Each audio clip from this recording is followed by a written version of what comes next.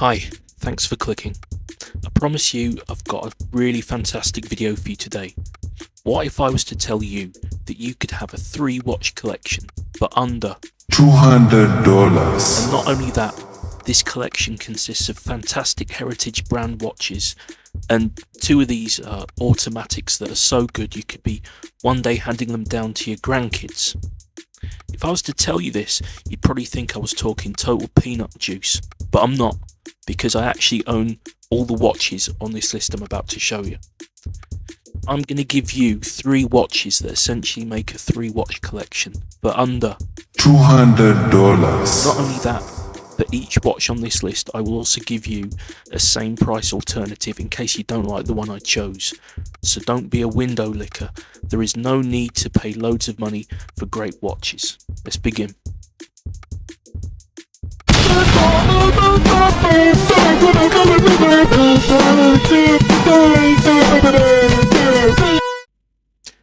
So the first place to start would be with what every collection needs, your beta watch. Preferably a tough, cheap digital watch. No surprises, it's a Casio. And I think I found the greatest true beta watch, the Casio WS210H 1AV. Here's mine. Honestly, this thing is amazing. Sweated away in it, bashed it. It's truly incredible. I had it since 2016 and it cost me 35 quid, and incredibly it's still that price. So we've not made much of a dent in our budget of $200. Compared to other watches in the Tough Solar range, this is compact and really quite low key. The dimensions, it wears nice and compact, like I say, 44mm, but with only a length of 45mm, and there's no protruding lugs, so it wears nice and small, and it's only 30mm high. It's got 100 meters of water resistance. I've fully submerged this loads of times, and like I say, I've done everything in this, bashed it, everything. I think it's like having a G-Shock for like 35 quid. Because it's solar, and the reason I like solar is you can hammer the light button as much as you want on dark nights. And I've got to say, I actually like the moon phase indicator. I don't know, it's nice tracking the full moon, you know. It's also got a stopwatch, tide graph, I don't really understand that, and 5 alarms. Out of all the watches on this list, I'd try and get your skates on if you want this, as it's getting a little bit harder to find. Incidentally, if you're a fan of watches in films, I am. Sean Penn wears one of these in the 2015 action film The Gunman, and in that he plays a Special Forces hard man, and this is the exact watch he uses. So I thought that was interesting that his character would wear that. Alternative to this, like I said, I'd give you is the Casio STL S300H 1AJF. I don't know a lot about this because I've never actually owned this, but being a Casio Tough Solar, I'm sure it's very good, and I've seen it for as low as 30 quid. I must admit I prefer my one, but this one is actually easy to find. And I'm finding that the non-G-Shock Tough Solars for around 30 quid. I don't know if it's me, but I just can't find them as easy as I used to be able to. I don't know if they're phasing them out.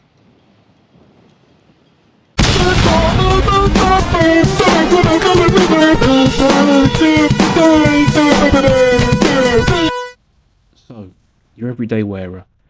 It's got to be tough, stylish, and versatile.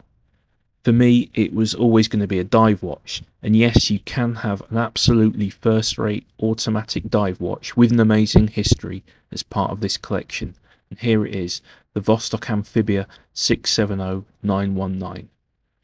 I don't actually know where to begin with this, because making this part of the video has made me decide that I need to do a proper review of this, because it does deserve one. In the meantime, I'd like to recommend a YouTube video to you by Richard Perrott Watchmaker. It's my favourite watch YouTube video, really. So in this video he reviews of Vostok Amphibia while pressure testing it and deconstructing it, and all from the perspective of someone who makes watches, and it's what basically tipped me over the edge into buying one, because it leaves you in no doubt that Vostoks are very good watches, not just good for the money, just very good. I'll leave a link in the description to that video. So the Vostok is 41mm, wears a bit more like a 40, 20mm lug width, and 49 lug to lug, and it's about 15mm thick, so it's going to be roughly okay for just about everyone. It's a little bit thick, admittedly, but it's a good size.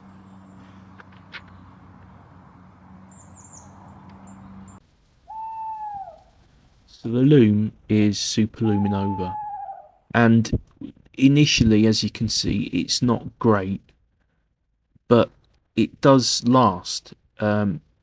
It just initially, it's not very bright. I guess there has to be a compromise somewhere for the price.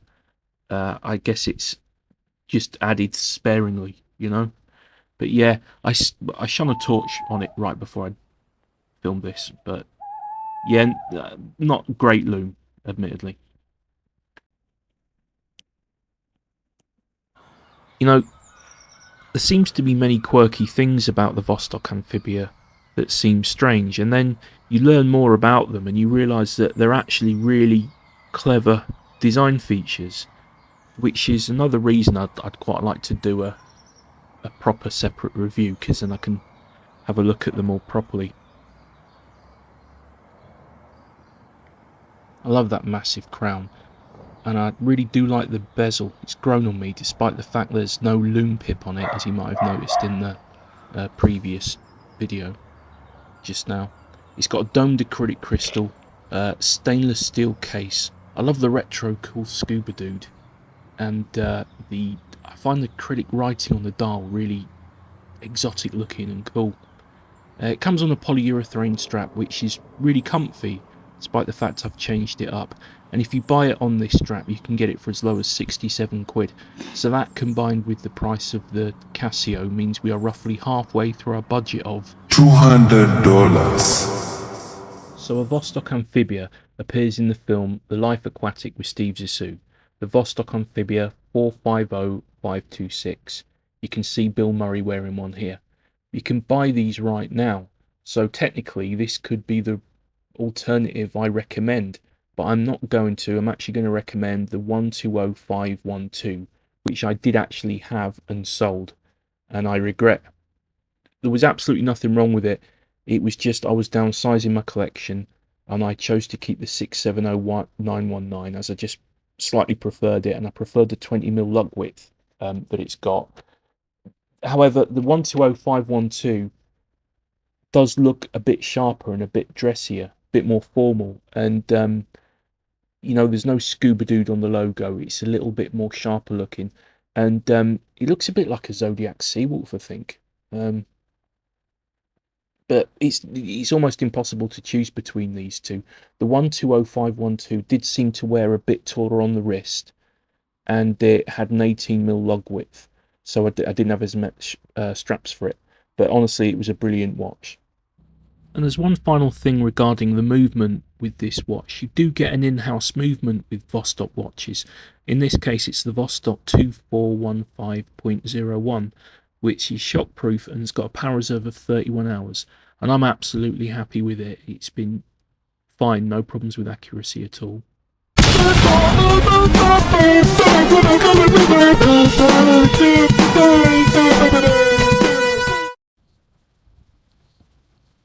So lastly, it's the Seiko SNK K87, a watch that is a bit smarter and you can wear for interviews and stuff, or where you're going somewhere nice, or just you can swap this round with your daily wearer and have it on a rotation. This is my most recent purchase, and I'm still in the honeymoon phase with this. That said, I absolutely love Seiko 5s. I'm such a fan.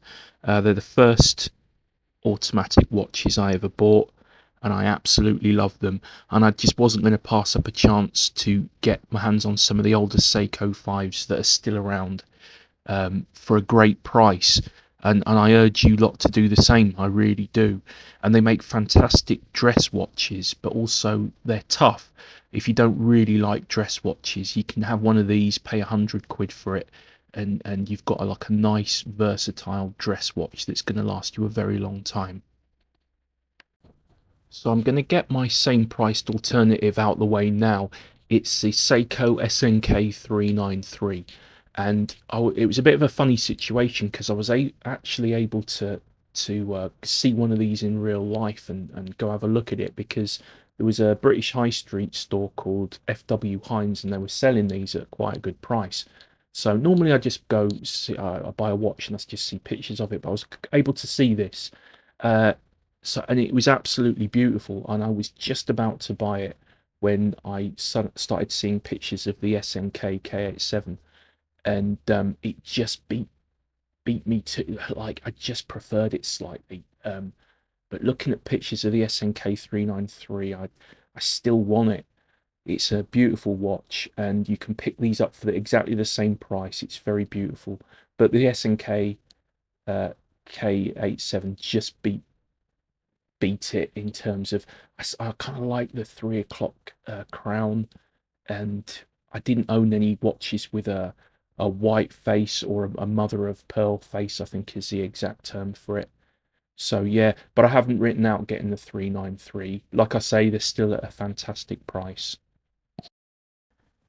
It's got absolutely fantastic dimensions on this watch. It's really wearable. So it's 37 mils circumference, 43 lug to lug, only 11 mil thick, and with a 20 mil lug width.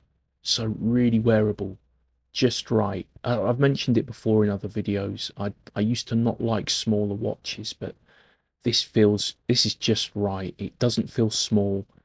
It really is very nice, and fantastic dimensions. So the crystal is Hardlex, and on the same on the display case back, which shows off the movement, which is a Seiko 7S26. So the exact same movement that you get in the Seiko SKX, and so obviously that doesn't hand wind. You've got to do the Seiko shake or whatever they call it to get this working.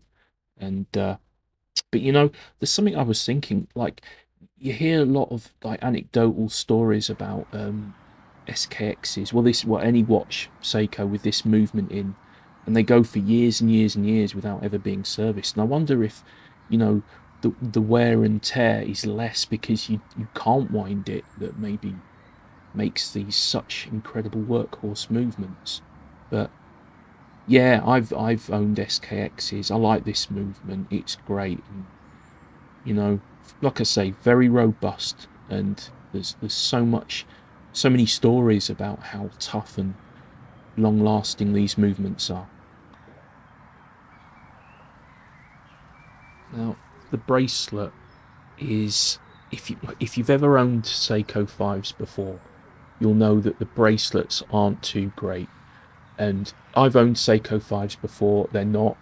But this, I'd say, this actually looks nice. It's as uncomfortable and rattly as any other Seiko 5 you may have experienced, but I certainly think this looks nicer, and I'm happy with it. It's kind of got like a brushed, polished two-tone silver effect, and like I say, I think it looks great.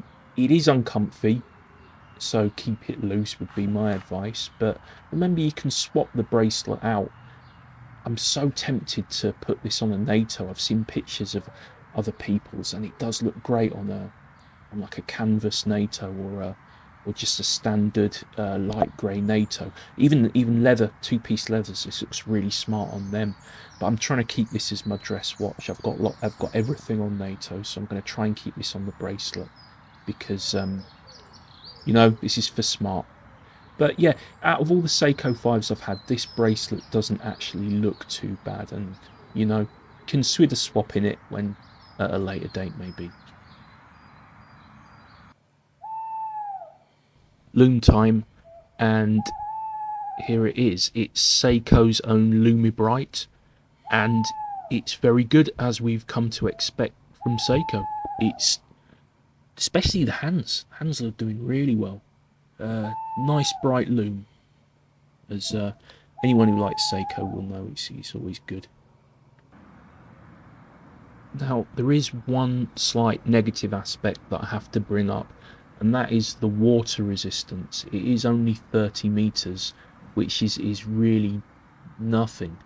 And one thing I do like my watches to be is tough. I think it's one of the qualities I like to have in my watches. But I'm gonna go out on a limb and say I think that, you know, they're probably a bit tougher than that, you know, so I wouldn't worry too much. They're so famously tough, and which I'll get back to in slightly later on in this, but they're so tough and they last so long. I think you could probably still feel fairly confident if you was out in the rain or what have you, but I do wish it was maybe a bit more. Now, I couldn't find a watches in films example for this watch, but what I did find was quite interesting is this. It was worn by the former Prime Minister of Singapore, Lee Hsien Loong. I hope I pronounced that right. And I was looking him up, and he's certainly a very high achieving guy, you know. He went to Cambridge, he went to Harvard, he was a brigadier general in the army, and he was the prime minister of a country for 20 years. And he's also fantastically rich, which makes it interesting that he picked this watch to wear, and he's been seen wearing it for decades. And looking at this picture, it looks like he hasn't even changed the bracelet. He looks like he kept the bracelet, which is really quite incredible. But yeah, to think that, you know, he's in a position to choose any watch he wants, and he chose this. I think that's an interesting thing, and it gives a lot of credit to this watch. And lastly, the price. I paid £100 for this, and it's easy to find for £100. I got this for £100 off Amazon. You can find it for the same price, a little bit less, on Creation Watches. Same for the SNK 393. You can pick them up for this price. And just to repeat myself, I do recommend picking these up. They are discontinued, but I guess Seiko made so many, they're still quite plentiful. There's lots of new old stock around. But you know, that won't be forever. And they're so great, and they've got so much character, these older Seiko 5s. I really recommend picking one up if you can. So at the start of this video, I said that the watches that I recommend you could possibly hand down to your grandkids. And while I believe that to be true of the Vostok, certainly I know it's true for the Seiko 5, because here's my granddad's Seiko 5 that he left me. And you know, it's really old, and it still works. It still works fine, which is incredible, because it's, like I say, it's really old. And it kind of leads me back to the point that I had earlier about the Seiko 5 maybe having better water resistance than maybe what you think, because you know, my granddad wore this for doing everything. This was just his watch he wore it, you know, hiking in the Yorkshire moors and doing working, and you know, and it lasted, and it took a real beating, and here it is with me. So I weren't talking bollocks. I do think these can last a lifetime. So there we have it, an entire 3-watch collection covering all your bases for only $200. Looking at this, it's hard to believe it does cost around $200. And if you've been clever and you've had a look around and shopped around, you may even have some money left for a nice NATO for your Vostok and your Seiko. And I'd advise looking here. Look, you can get a really nice NATO from CWC for like a tenner. which is incredible as well. So you don't have to go on eBay and get yourself a rubbish cheap NATO. You can get a decent one, you know. And looking at this, you know, sometimes it's easy to get into watches and end up obsessing over them and getting a huge collection, and, you know, costing you loads of money. And looking at this, you think, oh, I should have just got these three and stopped there. But, you know, there's no telling us lot, is there? You know. Anyway, thank you for watching. I hope you've enjoyed this video. If you've got any comments, I'd love getting comments.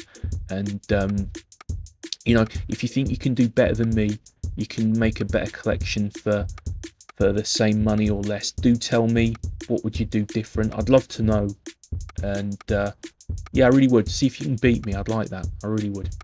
All right, thanks for watching. Bye.